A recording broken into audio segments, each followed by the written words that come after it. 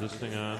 If you like rock music, punk, metal or blues, then you come to the right place, because we like it too. It's Soundcheck. It's Soundcheck. It's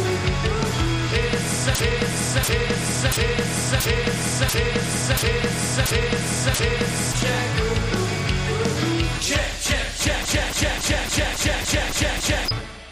Stupid piece of shit. Ah. Hello, everybody, and welcome to Soundcheck, the rock and roll and alternative music podcast here at Central Michigan Life. That's the old intro. The new intro wasn't it? We're the first, best, and only music podcast. Yeah. At Central Michigan University. No, not anywhere. Just that's it. Nope. Period. Well, it's kind of good that I brought back that old intro because we're bringing back an old idea all the way from maybe season 2, season 3, when it was just Andrew and I. We decided to do some CD dollar bin digging, but we should introduce ourselves first. My name is Michael Livingston. I am the host. I'm Ben Ackley. I'm also the host. I'm Brody Britton. I'm also the host. But as I explained, today we're doing some CD playing. We went to an amazing record/CD/tape/audio store called Flat Black and Circular in Lansing, Michigan, Ben's stomping grounds. Oh, yeah. Do you have any good memories of Flat Black? I mean, that's really where the music love in terms of buying stuff all started for me. Like, that's probably where I got some of my first records, some of the first CDs that I owned myself that weren't just around the house. So, I mean, yeah, it's an important record store to me. I also noticed it really spoiled me. Just because it's such a great record store, and I haven't really found that many better, at least in the immediate area, definitely. Mm-hmm. But I mean, one of the big things that's good about Flat Black and Circular for young collectors and people who are just starting is they have really good selection. Mm-hmm. So they have lots of dollar records, and they have lots of cheap CDs, which is what we utilized for this episode. Yeah. Brody, do you want to explain sort of the rules we set for ourselves when choosing these CDs? Sure. We picked one CD in the dollar bin that we had either heard or heard of prior to this, something we knew was of agreed upon quality by the greater music sphere or just by ourselves in general. And then we picked one unknown, something we'd never heard of before. Since Flat Black and Circular is in East Lansing, they got a lot of the stuff from their radio station, so it has a lot of radio station labels kind of giving you an idea of what's going in, so we kind of went off of that. Yeah, so those were kind of the two big rules. It was very useful because it was just picking the CDs based off of the album cover. What does it look like? Band name, if it was on the album cover, and then maybe that little like 3-word description that the radio station would give. Post-punk good was like one of them, you know, like that's the criteria we use to pick out these records that we've never heard before. CDs, excuse me. Yeah, so there was a lot of guesswork involved, but I think, generally speaking, we found some relatively rewarding stuff. I agree. Mm-hmm. I'd say. We definitely have some exciting stuff. I think we can just get into it, honestly. Let's launch into it. With that being said, I will present my first CD of the evening. And I believe, should we start with just playing the music, or should I give a little description? You can talk about it a little. I'll set it up while you're talking. Okay. Well, I saw this immediately, and I thought, that shouldn't be in the discount section, but maybe you guys will agree that it should have been. This is Chelsea Light Moving. This is the project immediately following Thurston Moore's departure from Sonic Youth after all the drama with Kim Deal went down. He formed up this band with just some music buddies and fellow New Yorkers. If you recognize some of these names, Keith Wood or Samara Lubiskley, John Mulaney. John Mulaney? Yeah, what? spelled M-O-L-O. Disappointing. Yeah, sorry about that.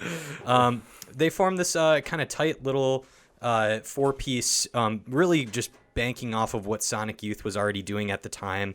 Very jaggedy guitar, sort of light production. And while I can say Thurston Moore's lyrics are not the most promising compared to some of the Sonic Youth material on this record.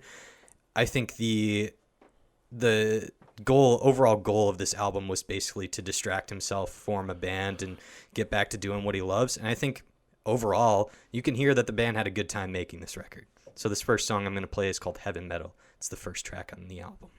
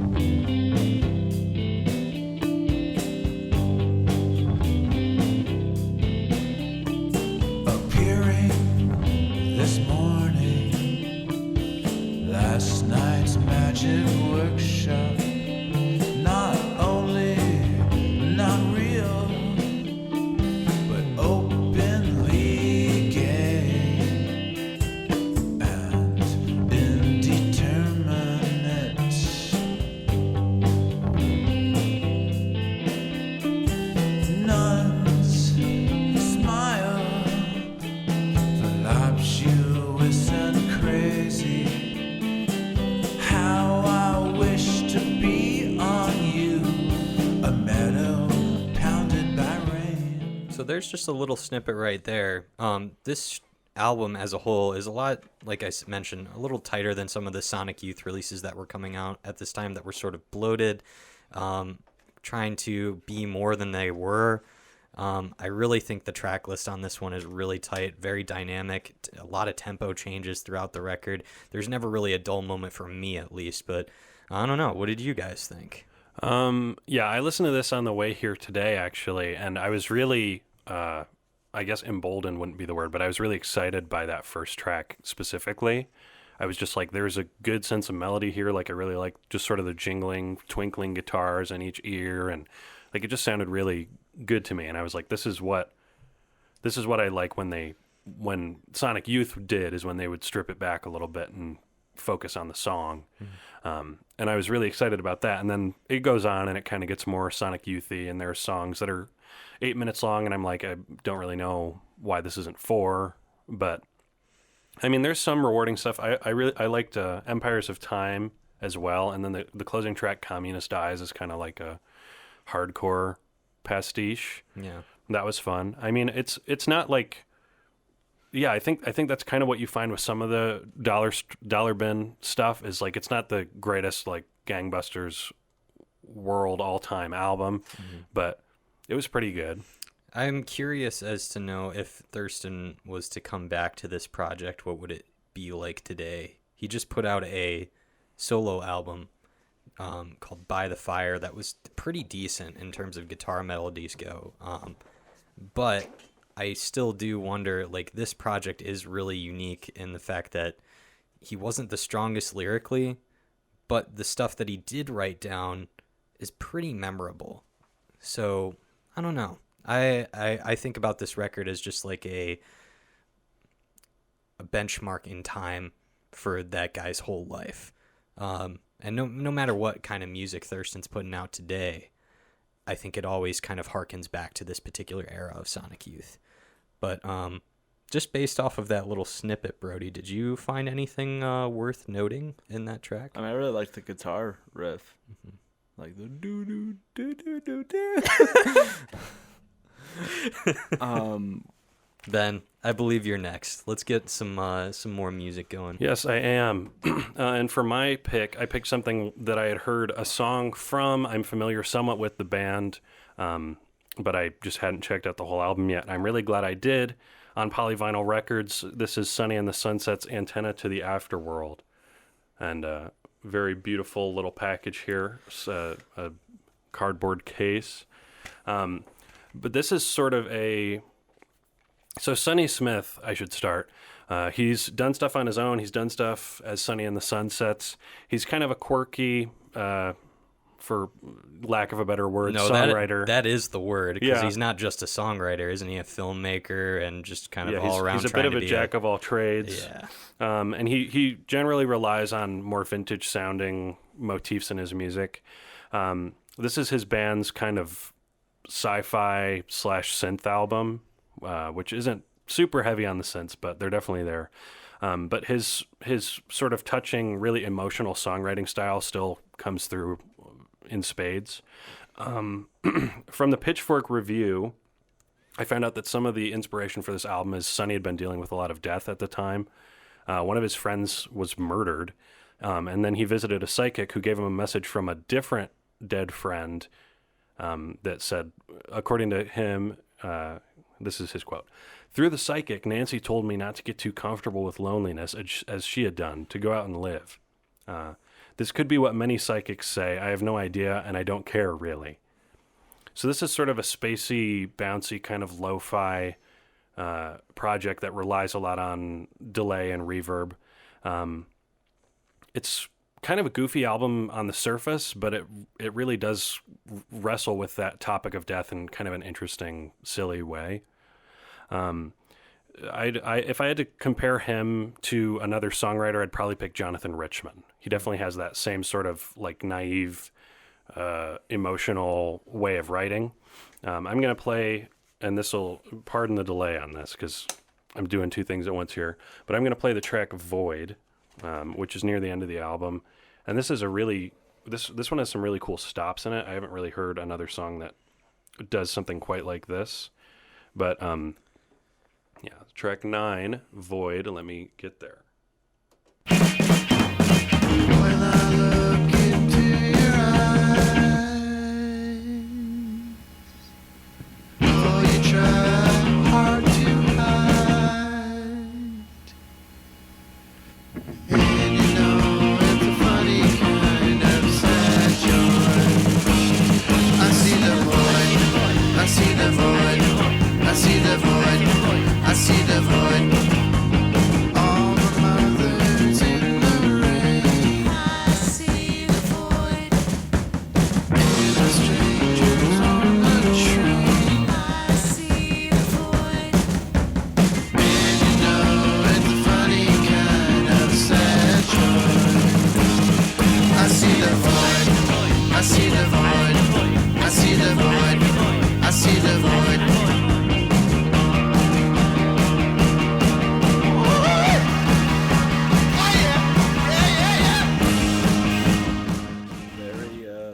Very lo-fi. That's one of my top favorites too. I somehow it lined up to the sort of space theme stuff. I really enjoyed, not in terms of like the sound, but the names of the songs. Like Earth Girl was another one I really liked. Then of course Void.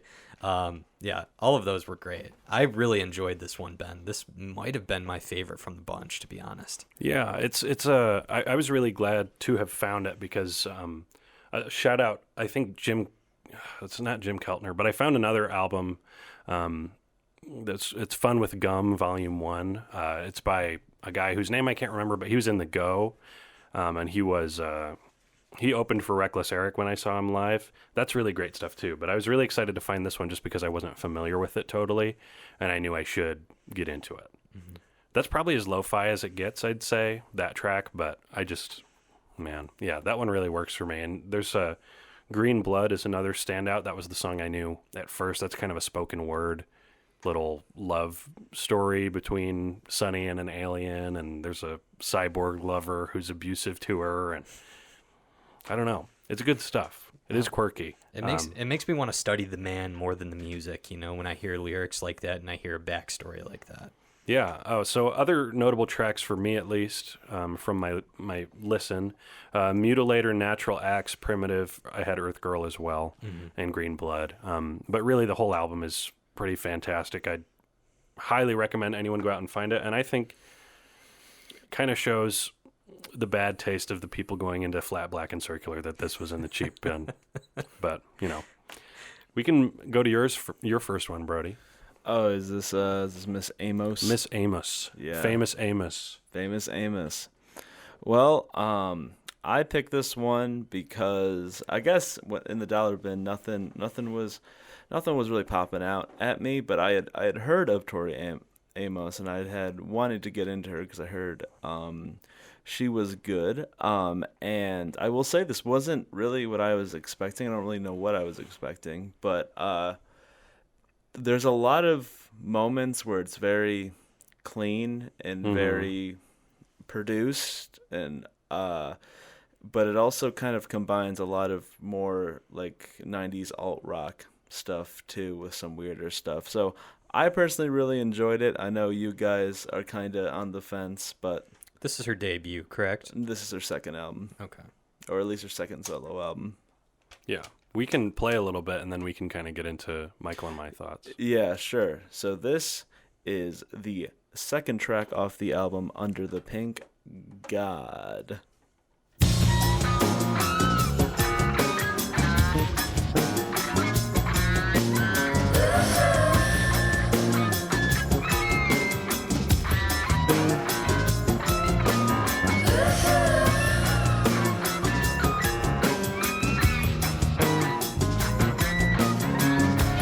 God, sometimes you just don't come through.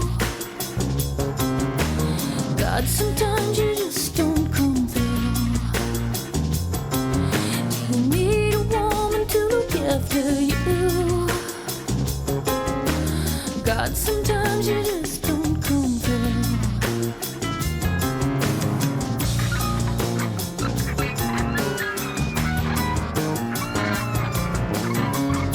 You make pretty daisies, pretty daisies. I gotta find the sign. What you doing about things here? The fuel which is burning gets a little toasty.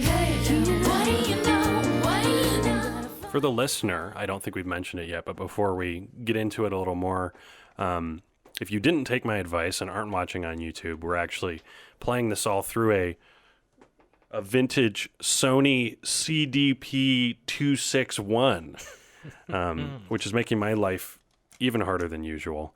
But yeah, you're getting all the ones and zeros from the CDs here, so I'm sure that's really affecting the sound, and it's totally worth it. Yes. You want to go into a little more about what you liked about this one, Brody, before we... What I liked about the album? Yeah. Well, I hadn't listened to her debut, Little Earthquakes, but I heard it's a lot more blunt and confessional than this, as opposed this is more abstract and surreal and symbolic in its lyricism, and I really liked that. I like that kind of lyricism, that kind of is more like kind of the meaning kind of lies with whoever's listening to it. And also I liked there are a lot of stuff on there like God that is kind of a little bit more out there and takes other influences from aside from the piano stuff. The piano stuff isn't my favorite, but I mean, I just really love her voice as well. She can really hit the high notes, but that's kind of the basics of what I really liked about it.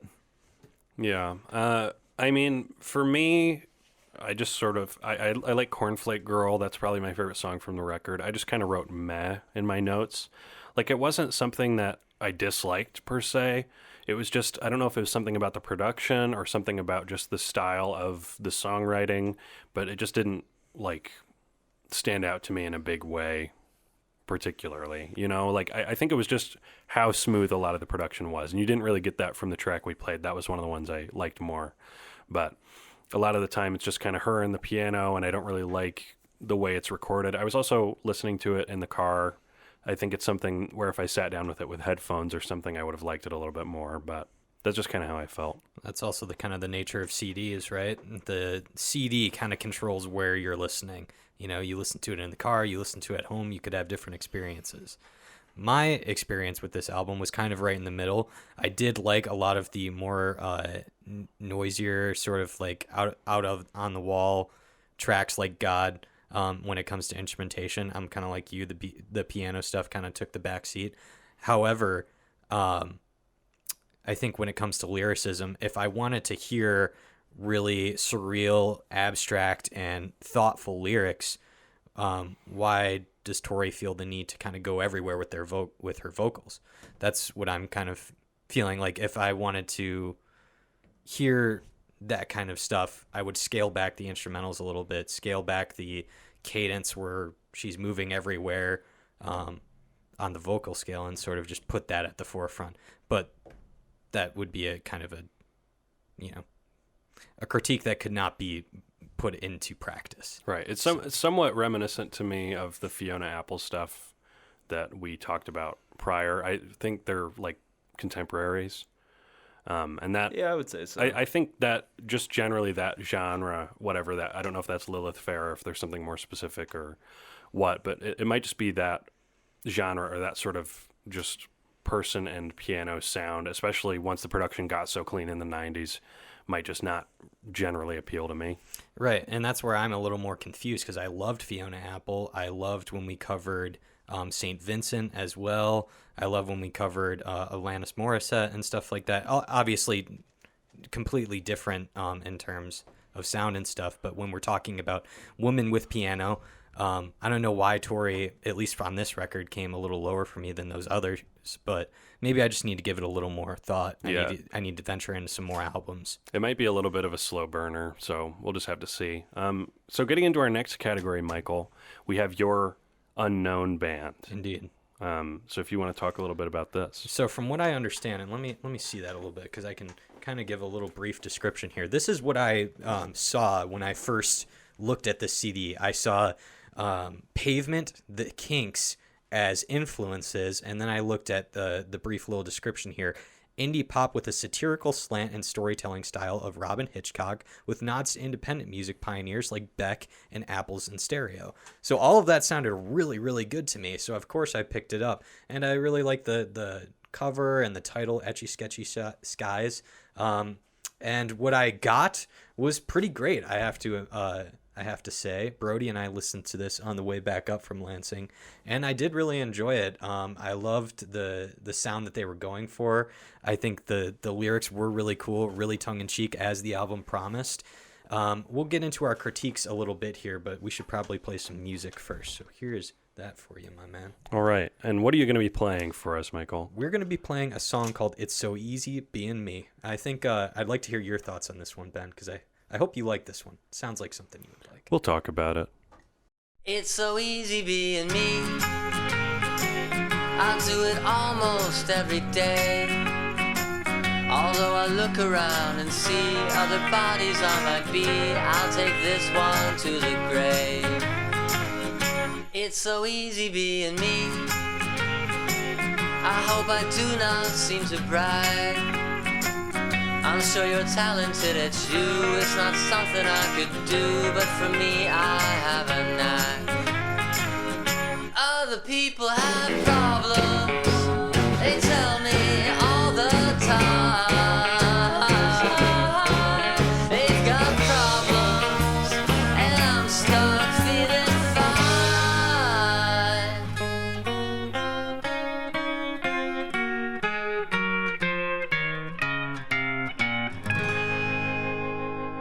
I heard a guy who sang a song, a tale of never ending.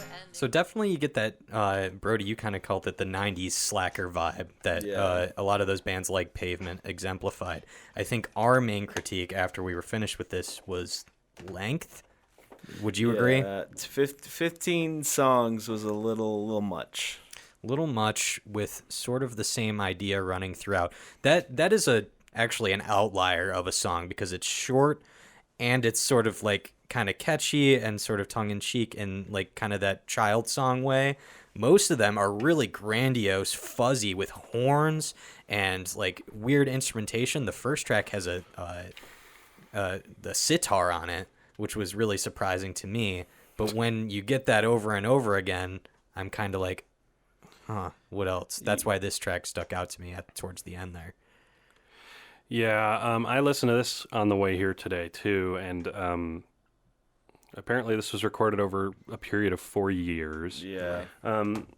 For me, I found myself listening to this a lot of the time. That track is an outlier, but a lot of the time listening to it and kind of wishing I was listening to Fountains of Wayne was the big band that stuck up in my head. Like, I didn't totally get the like Pavement comparison. I can see the Kinks a little bit especially with like a jokier song like that. But Well, actually, I'm a little confused how you're getting Fountains of Wayne. it's all relatively so ignoring the songwriting style is Fountains of Wayne. It's very like streamlined and catchy is what they're going for. But the lyrics is where that comparison falls apart. That was my big problem with this one, is I liked a lot of the music, but a lot of the times the lyrics would kind of get in my way. Like, for example, the song Etchy Sketchy Skies, you should go listen to. I can't give you a verbatim because I can't find the lyrics anywhere online, but it sort of does, they kind of sound, I would say all the songs kind of sound like they went on, except for maybe that one, like thesaurus.com and or like Rhyming Dictionary, and we're like, okay, like how can we fit the sentence together? I think you even made a comment where he said something and you're like, wow, that's a 10-cent word right there. I did say that. I don't Yeah. know what in reference to, but yeah. It kind of, like in the Etchy Sketchy Skies, they're like, some branches abut my neighbor's castle and he's trying to cut them, but it's such a hassle. And I was like, come on. Like there's a lot of just kind of BS. They're not just saying what they mean. A lot of the times they're flipping sentences around, and like there are lots of times where you hear a sentence backward. It's like if you generally say, for example, I see a plane up in the sky. There's lots of times where to make a rhyme work, they would say, up in the sky, I see a plane. There's a plane. It's in my brain. So you feel like there's a lack of active voice in the lyrics. It feels like they're not. It feels like the lyrics are just sort of not even an afterthought. They just feel amateurish to me, I guess, is my problem. And I think that there's it's produced pretty well. There's lots of thought put into the melodies and the songs themselves, but I think with the lyrics, it just kind of rubs me the wrong way. I really like a song like, what did I really like? I liked How Long Till the Jesus Satan Reunion Tour. Yeah, the two-parter there. Yeah, I thought that was pretty fun, but even in that one, there were some lyrics that kind of made me wince that I had to sort of ignore. But also, we might be saying fuck it to video. Oh, really? What's wrong? We're trying to do it with 3 camera setup right now. My camera's already dead. we're barely halfway through. So maybe disregard what I said about YouTube. All right, are we just going to say fuck it to video? We'll see. There might be something cobbled together. It might just be a blank image. So we'll have to see. But we can go into my my unknown unless anyone else had anything on Artichoke. I think I am pretty much wrapped up. That being said, with these next few albums, I think we're getting into some smaller bands, maybe some local acts. So even with the critique we give, you should still go check them out if you can find it. Oh, yeah. Ben, are you next up in line here for your Undiscovered? Yeah, okay. So next up is the debut album by Trans Am from 1995. This is on Thrill Jockey Recordings. It was made in Canada. And just a very nondescript package overall. There's not a single picture of the band in here. It's all blue and white. It's a pretty sexy CD, which is kind of what led me to pick it. But I really wasn't sure what to expect, and I did not. I was thinking something maybe a little synthy, which I kind of got, but I was not expecting entirely instrumental post-rock album, which is what I got. Oh, so Ben's worst nightmare. I know. I told Ben, like, out of all of us, of course it has to be Ben that chose the fully instrumental post-rock album. But luckily, I was able to find some stuff to appreciate on this. I don't think I hated anything, which was good for me. So I might be growing against my better judgment. So Trans Am, they were together for 5 years before this album came out. And I don't really know, I can't guess what they sounded like before this. But according to Wikipedia, this was recorded in 2 days, this album. And it consists of, quote, instrumentals, which were largely improvised versions of simple rock-oriented motifs based loosely on 1970s bands such as Boston, Bachman Turner Overdrive, and Yes. I didn't hear that at all, so I don't really know what they're talking about. There's a lot of sort of power trio kind of like rocking out on this. You're going to hear kind of a combination of the various vibes that this band has on the track that I'm going to play. But it sort of goes through, it's kind of a freewheeling instrumental album, and it sort of alternates between synth, stuff and straight ahead rock Yeah. for most of it. I just don't like how they put Yes on the same level as Boston and Bachman Turner Overdrive. It's very interesting. It's really weird because it's post rock, but then the first picture you get when you search this band is one of the guys is wearing like a Van Halen shirt, so they appreciate their classic rock a lot. But then they make post rock, so I'm like, all right, this is interesting. It is very interesting, and I picked the closing track, which is it pushes 9 minutes. We're listening to all of it. Yeah, we're listening to all of it. American Kooter is what it's called. My lord. But I really picked this one. So I was listening to this, and there's a sort of an instrumental interlude right in the middle of the album, just called Interlude on streaming. It's not mentioned in the track listing of the CD, but I heard that, and I heard a little sort of piano sound like that, and I was like, huh, that's really familiar to me. It was the same piano sound that exists in my Casio SA5 tiny duophonic keyboard. So I just sort of filed that away, and I was like, oh, that's interesting. I'm not going to really bring it up on the show. And I wasn't going to bring this up, and I wasn't going to bring it up on the show, but the final track is the first part of it based around sounds from this keyboard. Wow. So you're going to hear a little bit of that, and then I'll kind of play the keyboard sounds by themselves, because This is fun. faith. But it must mean something that this happened. Track 11.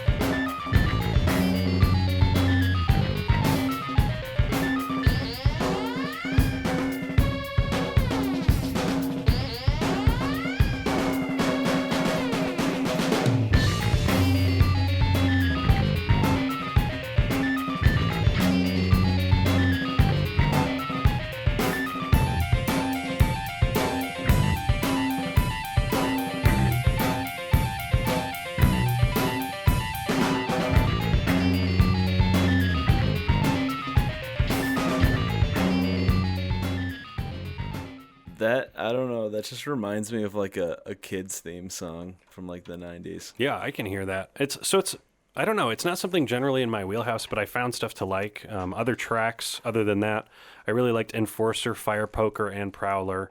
I also liked A Single Ray of Light on an Otherwise Cloudy Day.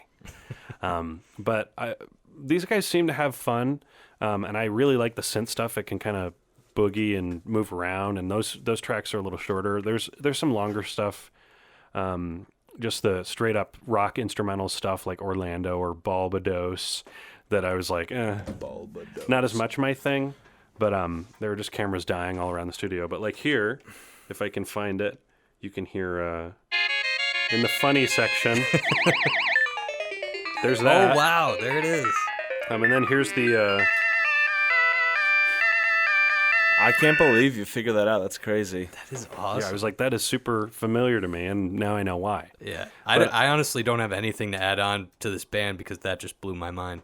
Yeah, seriously. So Didn't you? Because we were shopping around. Well, as we were exiting Flatback and Circuit, they have a free CD place, and you got something from a guy from Trans. Oh yeah, that was another. So this is a weirdly coincidental CD, which is kind of just it's sort of given me like an instant nostalgia or sort of an instant like emotional connection to it. But we were leaving, and they have all these free CDs outside, which you will hear something from one of them later. But when you least expect it. But one of them was a solo work from one of the guys who's in Trans Am. So there's just these weird little connections all over the place. Also, my grandparents owned a low mileage Pontiac Trans Am. Holy shit. And I was going to buy it from them, and then they sold it to my second cousin, and he crashed it and also converted it to manual. So waste. But let's move on to your unknown pick, Brody. My unknown pick was Casper Skull's Mercy Works, right? Casper Skull's Mercy Works. And this is a very homemade CD. This is actually printed on the same sort of CDR that I put the Soundcheck intro on for today. So I think that's kind of cool because, like, to me, it's like, oh, maybe this was like a college band or something, from East Lansing. Is that it? I just think it's cool. Yeah, I agree. It is I'll cool. cut it. Okay, I guess not. No, I'm just kidding. Fucking cool. I guess I'll. The fucking. The door's over there, Brody. Okay, what are you playing from this? Was it Chicane, Ohio? Chicane, Ohio.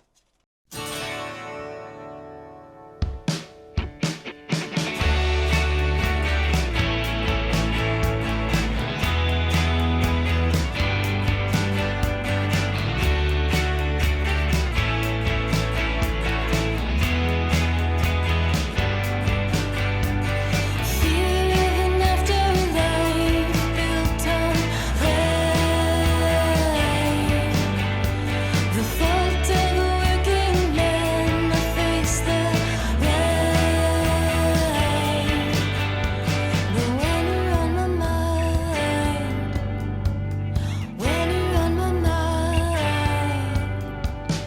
mind of glass is like a vase that's sat under across the days, growing your ivy and dying by the spring.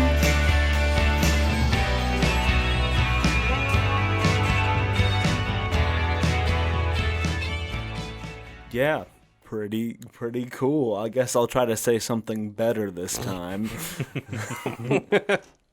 So Casper Skull's pretty cool. This I was sort of comparing this in my head to Artichoke because that's sort of like of the things we picked. Like Trans Am's more of a quote unquote real band. Right. So like Casper Skulls and Artichoke are kind of right there for me. This record I liked more than the Artichoke record just because it seems a lot more sincere, I guess. There's a lot of Yeah. like tongue in cheek on the whole Artichoke thing, which that in a song or two can really serve an album well, or if you're really funny, it can be great on a whole thing. But that for 40 minutes or however long that record was, it can kind of wear on you. So I liked this record. There's humor in it, but it's not in your face the whole time, you know? Yeah. Oh, you go. Nothing. My only comment was just like the homegrown quality of the CD and the packaging also translates to the music, which I really like. It was it felt more just like you're kind of saying earnest, honest. It's something I can sort of relate to more as an amateur musician. Yeah. A lot of it, reminded me a lot of the stuff like you and I used to listen to tail end of high school, beginning of college, kind of like Beach Fossils. Oh, sure, Yeah, like it has a lot of dreamy, shoegazy, post-punky like qualities, but it has a lot of home recorded lo-fi kind of bite to it. Yeah. That kind of keeps it from being just kind of like straight ahead post-punk or jangle or something like that. Kind of gives it a little bit more character. I really liked it. I didn't dislike the songs with the guy singer, but whenever the guy singer came on, I was like, eh. Like his voice sometimes was a bit not as good as the female vocalist. Different review for me. My favorite song is track 2, You Can Call Me Allocator, which is the guy vocalist singing. I don't know. I assume he's... That song reminded me a lot of The National. Yeah, that was... It's more of... It's almost spoken wordy, kind of. Yeah. It reminded me a lot of... Oh, shit. Yeah, there's some band who's doing that right now. Cheekface. It reminded me of Cheekface a little bit. But it's just a really... It has a Paul Simon reference, which is fun. And I don't know. There was just something about it. You should seek that one out because there was just like a real emotion to it to me, even if he is not a good singer. I don't know. He had a lot of moments, too, that reminded me of A. Savage from Parquet Courts. Yeah, that's what it was. His voice, especially on that one, really brought that to mind for me. Which was, I guess, was a weird thing to put it in the context of more like dreamy post-punk as opposed to like Funkier new stuff. wavy post-punk. Or punkier stuff. Yeah, I Yeah. can see that. But, I mean, this is 2017, so that could definitely be That's a an influence possibility. on him. Yeah. But I think... So that's kind of the end of our Flat Black and Circular Adventure. Tour. adventure tour. So we found some cool stuff in there. But we have a bonus section here. I think you should introduce Brody. All right. So I'm sure all of you know, but for those in the dark, I was the music director of 91.5 The Mountain. Wow. Oh my! Are you Brody? I know. From Local 91.5? celebrity. But yeah, so I was last year, fall 2020 to spring 2021. And my fellow former music director and friends, I won't name them because I don't know if they'd like that. They know who they are. They know who they are. They're definitely listening. But they dropped off some CDs while I was sleeping that I did not ask for. They scared the shit out of me when I was doing the dishes. Yeah, you said Nick was like, hello. You just appeared at the window. I said his name, but that's a common name. They just brought a big old box of CDs that the music office had received Yeah, over it must the be years. just unsolicited Yeah. stuff from artists. We get sent a lot of stuff. So me, Ben, and our roommate Will went through them one night, and a lot of it was boring. Some of it was good. Like we saw some artists we recognized, but not a lot. Yeah. But I mean, a lot of it was your kind of just bad dad rock bands or Bad indie rock bands. bad singer-songwriters. Yeah. But we luckily did find some gems that really did put all that aside, and it's really good. Well, who are we starting with? We're going to start with the artist we only have one CD from.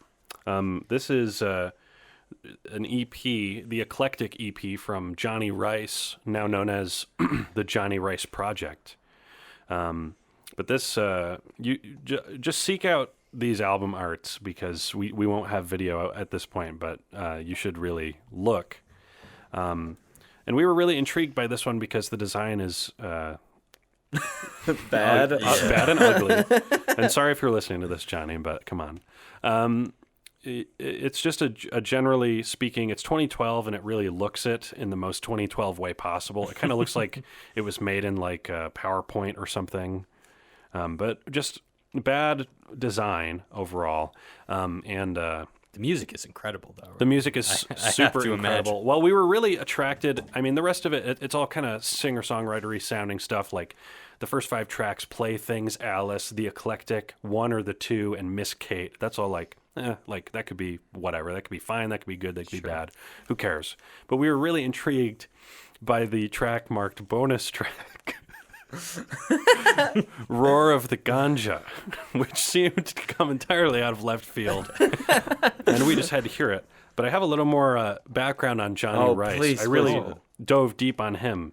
In an exclusive 2013 interview with Jamsphere.com, he said, quote, "If I could collaborate with Macklemore / Ryan Lewis, Lil Wayne, G-Love, or Kanye West, I'd be set on happiness for a few decades."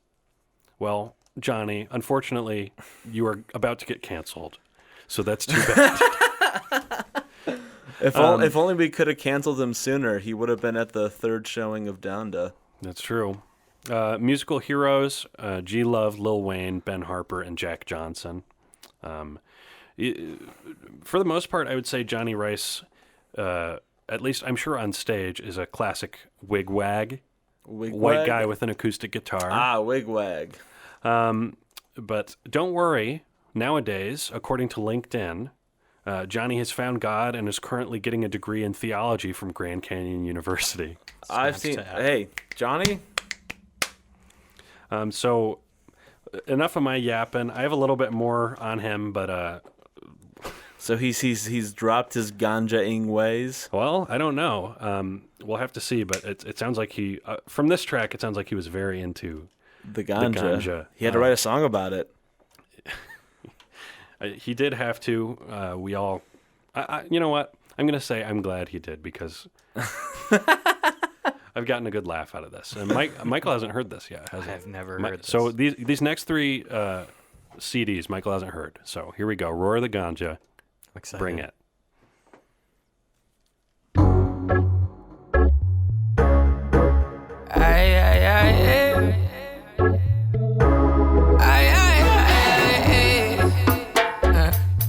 Oh,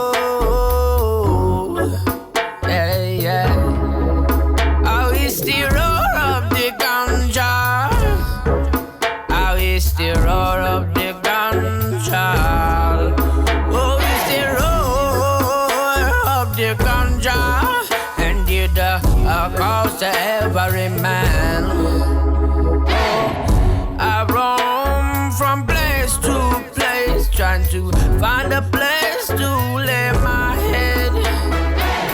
I had no home. We'll fade that down a little bit. And Yeah. What's your review thus far, Michael?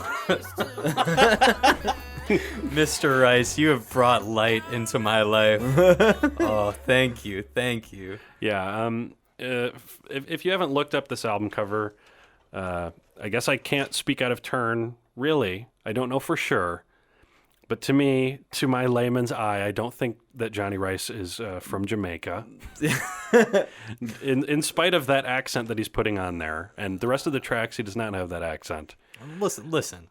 I don't want to harp on this guy anymore because honestly, that gave me a lot of happiness. It's a hell of a catchy song, and it sounds very honestly, it 2012. You know what it was. reminds me of? It reminds me of that Oh, please say what I think you're gonna say. that one Gorillaz song.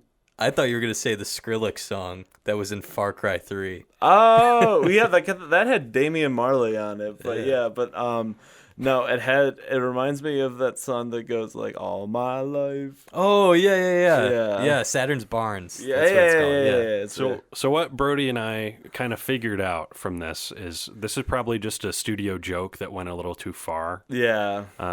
Well, we don't know that. He could have very passionate feelings about Ganja. Ganja and Jamaica. Yeah, maybe. But my guess, with him being sort of a white guy with an acoustic guitar, Legg. is that those guys, a lot of the times, when you're playing acoustic by yourself, you got to make it interesting somehow. So they'll have some sort of like offbeat cover or some sort of funnier song that they use to kind of get the audience into it. If I had to guess, I would say Roar the Ganja is his. Yeah. Well, I guess it could have been that. It could be a studio joke, but it is 5 minutes. It is 5 minutes. There is a rap verse that I've never been able to listen to the song long enough to get to. Listen, Mr. Rice, before we move on, you're invited on the podcast anytime. Oh yeah, you are invited, and Please. I have one more pull from your Jamsphere 2013 interview. So it was a 20-question style interview. Question 16 was, and I'm going to read this verbatim: do you consider internet and all the social media websites, comma, as fundamental to your career, comma, and indie music in general, comma, or do you think it has only produced a mass of mediocre, quote, copy and paste, unquote, artists who flood the web, making it difficult for real talent to emerge? And part of Johnny's response was, you do have the no talent, cookie-cutter musicians who have great friends who don't tell them that they need to consider other career options, who constantly post awful music that somehow gets circulated. It's existentialism at its finest, yin and yang. Jeez. So you can draw lines between him and that quote at your own leisure. I But think we should move on, though, because I'm staring at this turtle dead in the eyes. Oh, Kinda like, we can move on. I have lots to talk about Laurie Miller with. See if you can find the promo CD for Just a Frog, because there's like some Kid Pix style pixel artwork on the cover. But we're just going to play track 1 from this CD single. This is Laurie Miller. This is her song Just a Frog. And then we'll get a little bit more into her because, don't worry, you'll be hearing a lot more from her. Ribbit. Ribbit, ribbit, ribbit.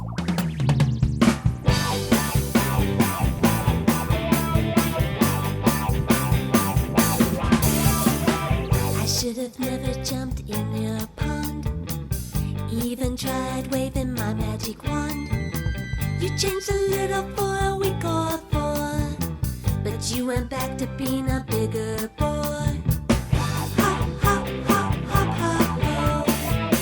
Hop, hop, hop, hop, hop, ho. By and by our journey got worse. Lies were crooked.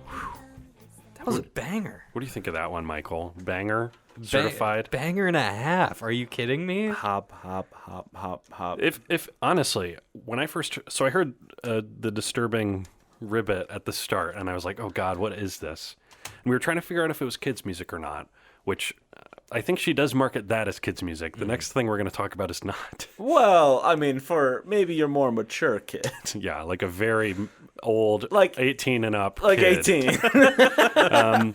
But that musically, just a what's it called? Just a Frog is kind of like a Pixies song. Yeah. In my head I was hearing like gigantic. Yeah. I was thinking like Yeah. Pixies or like the Breeders, more specifically. I like Pixies 2. Pixies 2, the Amps.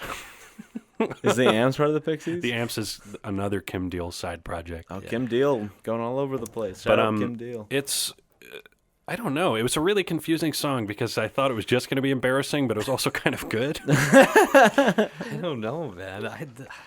But if I have a lot to read from Laurie Miller's website, so Please, let's get into please. that. This is all of her descriptors of herself. Laurie Miller, music written from the heart, and then here are her genres after that: indie pop rock. Parentheses, Linkin Park meets Gwen Stefani. Okay. Punk, Green Day. Pop, Katy Perry, Fergie. And this is current. This website was updated this month. Wow. Hip hop, Macklemore, Will.I.Am, and singer-songwriter Bob Dylan, Tom Petty, Sheryl Crow, composer. No examples for that. Multi-award-winning songwriter, Hey. singer-songwriter, Public composer, multi-instrumentalist, professional musician, bass player, producer, music educator. Currently working on finishing the COVID-19 pandemic CD. Oh. So I don't know if that's another disease or an album. But she's played with Cool Papa, who wrote songs for John Lee Hooker, Larry James, Johnny Otis guitar, Mark McGee, who is Greg Allman's guitar player. That is spelled with one L, though, so that might be a different one than who you're thinking of. Ricardo Scales, Narada Michael Walden, Brian Young from Fountains of Wayne, Oh. Buddy Miles, apparently, Almeida All-Stars, which features Brad Gillis of Night Ranger, and a bunch of other names. Someone that was in Steppenwolf, Sean Kinney from Alice in Chains, Mike Braun, who played drums for Hall & Oates. She also has 5 CD released and has licensed music for commercial use. Very impressive. So Laurie's site, it features that beautiful main page with all that info, plus many updates. But it also has a guest book with such visitors as Trevor, who said simply, send pictures, and Sir Smith, whose email is, I'll say it, sirsmith101@yahoo.com. He said... Hello, I am Sir Victor Smith. I am one of the many agents sent by the High Priest to bring as many of those who are interested in seeing the light and becoming a member of the Illuminati to the great Illuminati temple. I am a businessman. I own private companies all over the world, but I was once like you. I could not even feed my family. Big assumption about Laurie Miller. Yeah, come on. What kind of life was that to live? ? I lived in poverty until I saw an opportunity to be a member of the great Illuminati family, and I took my chances, and now I've been a member for close to 9 years now. Illuminati makes your business/careers grows and many other benefits, so if you are interested, write me via my mail, victorsmith1972one@yahoo.com. I don't think we should give that out. it's a scam. So I was thinking, yeah. The Illuminati contacted her. Illuminati contacted her and assumed that she can't feed her family.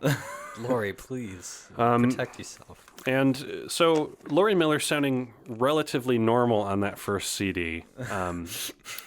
She's an award winner, folks. So just keep that in mind. Yeah.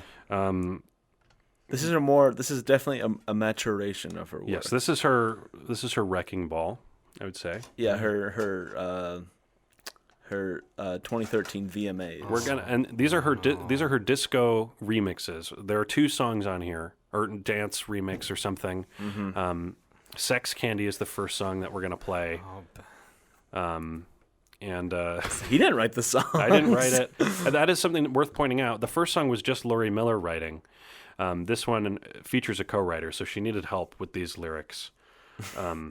But I really enjoy this. I really do. This is very special. So here's a bit of Sex Candy dance remix.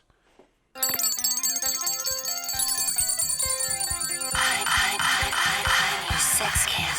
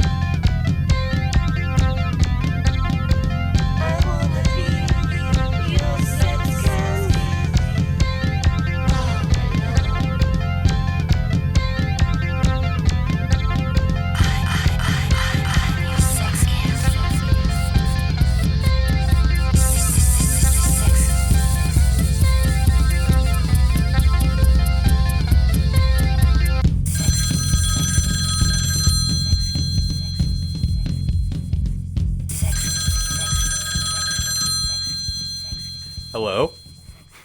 Hello? Are you a metrosexual? That's the soundboard.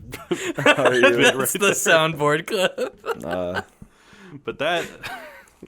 Imagine our surprise So much fun. when we heard the writer of Just a Frog play that. Yeah. And I don't... this sort of foreshadows... if we talk about outsider music, are we planning on doing that this season, or is that later? We'll figure it out. But whenever we talk about outsider music, this is kind of your first taste of something like that. I really don't...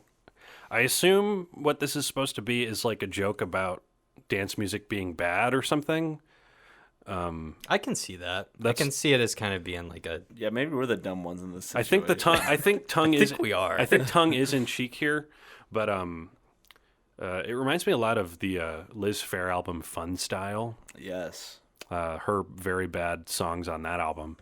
But that one, it is worth listening to the whole thing. You can find it streaming. Specifically worth listening to the whole thing because once you get past like 2 minutes, there's a part where there's this there's this sound effect that goes, and then she goes, "You got it in my eye." Oh, God. No. And that you should seek out. But I think to close the Laurie Miller segment, which has been the longest part of this episode, we should hear a little bit of the B-side here, which is the Boring Disco remix. And Boring is a song that it was redone as Boring parentheses Kids on the B-side of Just a Frog. There's also a regular version. That seems to be the one she really likes. She's redone it a few times in recent years. But you got to hear at least the intro to Boring Disco remix. Big boom boom, I want to give you my big fat Cuban cigar, chiquita. Oh yeah. Oh, Miss Boom Boom has something to say to you about your little cigar, baby. Big boom boom. Big. You know, you look real good to me. Everything that you do, girl, just makes me want to fall down to my knees and beg the good Lord, please. Please come home to me. Make me feel good all day and all night. Because everything you do, girl, is just so right. You please me. You tease me.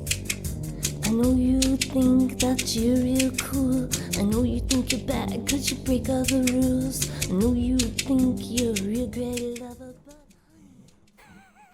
Laurie is, of course, welcome on the podcast as Yes, well. please. Oh, Laurie. Yeah, I'll email this to you, Laurie. If you hear this and you want to come on for a Zoom interview, or do some performing, we could hook you up Yeah. with that. We'd be happy to have you. You should open the email with, "Hey, Laurie, you should come on the podcast. We'll pay you because I know you can't feed your family." No, I think I was going to say... No. Come on. You should come on the...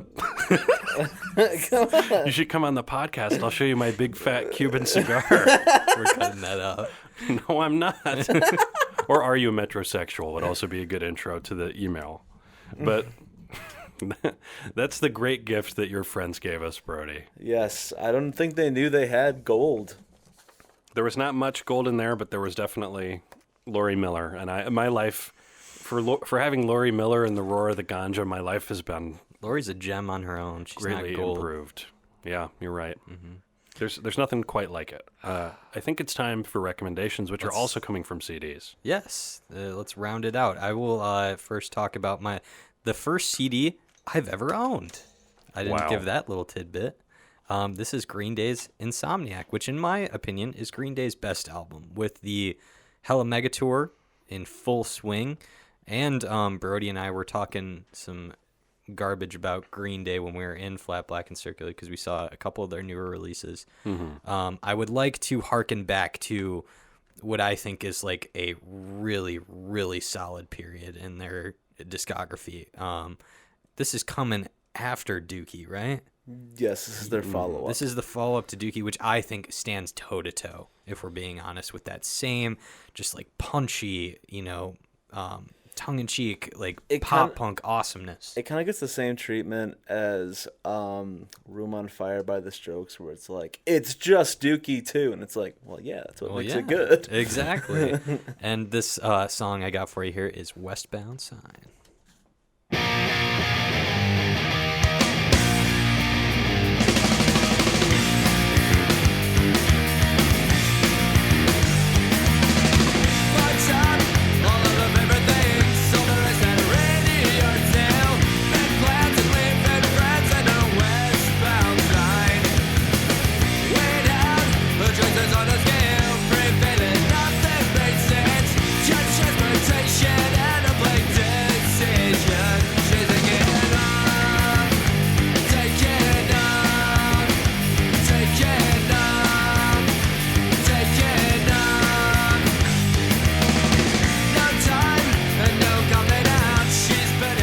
I think I could get into those first two Green Day albums. I know I shit on them a little bit. I think but you could get into a lot more than you think.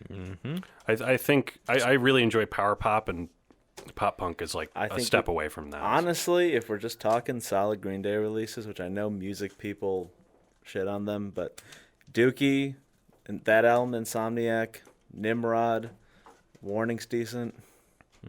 Yeah. American Idiot is good, despite what people say. So I think you could get into them, Ben, considering you like catchy stuff a lot. So Yeah. I like his voice a lot too. I think I've really warmed up to that in recent years. Billy Joe Armstrong. So Yeah. I could check it out. Let's keep moving. Yeah, let's talk about something else y'all should check out, which this is an artist I brought on once this season already. This is Terry Allen, who's Lubbock on Everything I brought first episode, I guess, for album openers. But this is a mid-'90s album from him. If people pay attention to him at all, it's those first two, and people don't really dig into his catalog after that very much. But I think while this album, Human Remains, is not necessarily his best, there's definitely a lot worth talking about on here. And my favorite song in here, and what might be my favorite song of his ever, is Peggy Legg, which I've never heard anything quite like. It's a really beautiful song and a beautiful ode to a one-legged woman who is sort of a torch singer, nightclub singer. And this is just a fabulous song, really. It's a really beautiful duet. And this is the kind of country music I really like. So I hope you enjoy.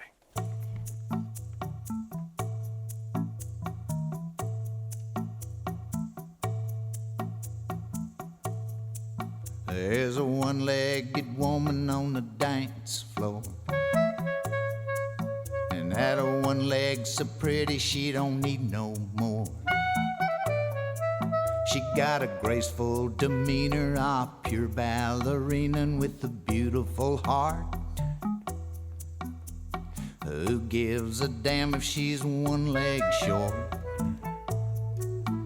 'Cause if you knew Peggy Legg, you'd be down at her knee, beg and beg for her to just give you some time of day. But she'd just blow you a kiss, boy, and twirls a twirl. This is all she'd say. We all got missing parts right from the start. We got to live with. About all a body can do is just stumble on through what God gives to it. All you need is a heart and just enough of a brain to get you half-assing out of the rain.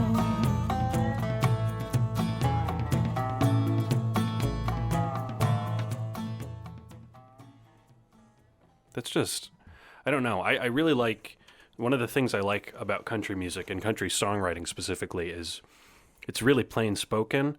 And when they use metaphor, it's very clear. So like that metaphor of this literal one-legged woman who's missing a literal part and just has to go through life and do her best can be applied to a lot of other situations. Yeah. And I just think, I don't know, it's got that quirkiness that I really like. Yeah, in terms of instrumentation, it kind of blows all those country stereotypes out the water too. Not just slide guitar and, you know, very reverby shit going on. It's like get woodwinds in there and like cool percussion and stuff like that. So I would say go listen to that just to get a cool piece of composition as well. Well, you said she was a nightclub singer, right? The one-legged woman. Mm-hmm. Well, I think at least the intro very much reflects that with like the kind of like the woodwinds he mentioned. Like it kind of gives you a very like I guess in like a 50s nightclub. Yeah, it's got like sort of a loungy yeah, there you go. thing overall. Singer. Yeah. Definitely. Let's get to your recommendation, Brody. Yeah. Okay. Well, okay. Don't reference the joke. So you're going to talk about your... Okay, yeah, I'll talk about my pick. So I brought this album on, not necessarily to recommend this album in particular, but The Outer Vibe was a band, I believe, from Michigan, but I think they're located in Nashville now. But actually, they were like kind of the camp counselors to a rock camp I went to when I was a young teenager. And they were really cool, and they actually, I think this is their second album maybe. They'd actually been releasing music since they were in high school, so this is either released when they were in high school or shortly after high school. And you know, they aren't the most successful band, but you know, they keep making music, they keep doing it, they keep trying. There's a lot of inspiration in that. And while these albums you can only find on CD, unfortunately, a lot of the stuff I would highly recommend their 2015 album, I believe, Full Circle, that has the song Glass on it. That is my favorite. Yeah. And so can you find that stuff on streaming at all? You can only find, unfortunately, Full Circle on streaming and a couple singles. All right, well, let's hear a little bit of this. How we doing? Shit. Damn, that was easy. Shit. Oh, it's good to be home, man. Good to be at my home club. It's been a while since y'all seen me, and a lot of you might notice if you haven't seen me in a while. Is this the wrong CD, Oh, Brody? what? I would say that this CD definitely took a lot of info from the Outer Vibe, though. Yeah, Brody brought a CD in that doesn't have a CD in it, so you were actually just hearing Back Home with Big Ed, recorded live at the Comedy Catch 2004. And this was another free one we found, but a really clean copy. Oh, Big Ed. 7 tracks. It doesn't sound derivative of any other redneck comedian that I know. Could you read the track listing for us, please? Yeah, it's 7 tracks. Oh. I thought maybe we could hear like the title of the jokes. No, I don't. It sounds like you mostly just says shit, so. Well, That's it all, folks. That's, that's basically it. So for this one, just such an amorphous, weird topic, we didn't really know what to play for the play out. So what we're going to be playing is a little song of our own creation. Yeah. This is one of the great Kindness Texas songs, Union Afterburner, that we're going to play. That was written, I don't know, probably we're getting close to, it's probably like 3/4 of a year ago now or something, right? We're hopefully going to have a CD out at some point. We're working on finishing recording stuff and finishing up kind of a track list.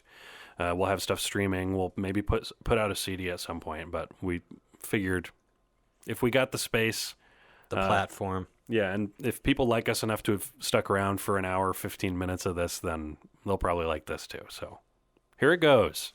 1, 2, 1, 2, 3. Union Afterburner with your wheels on the ground. Left your mark on every little town. You got your hands on. The 500 miles with the top stuck down. Blasting out George Jones radio sound. Trying to get gone. And the gold rush is over. And the mine shut up and gone. And the train has left the station for some Arizona sun.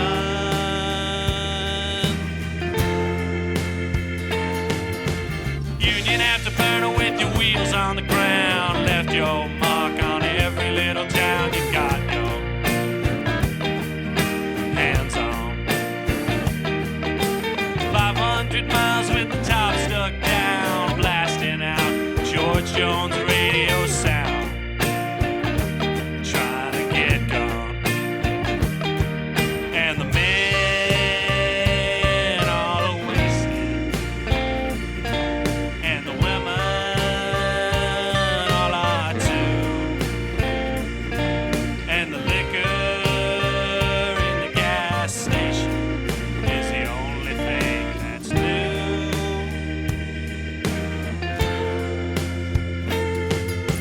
Union Afterburner with your wheels on the ground.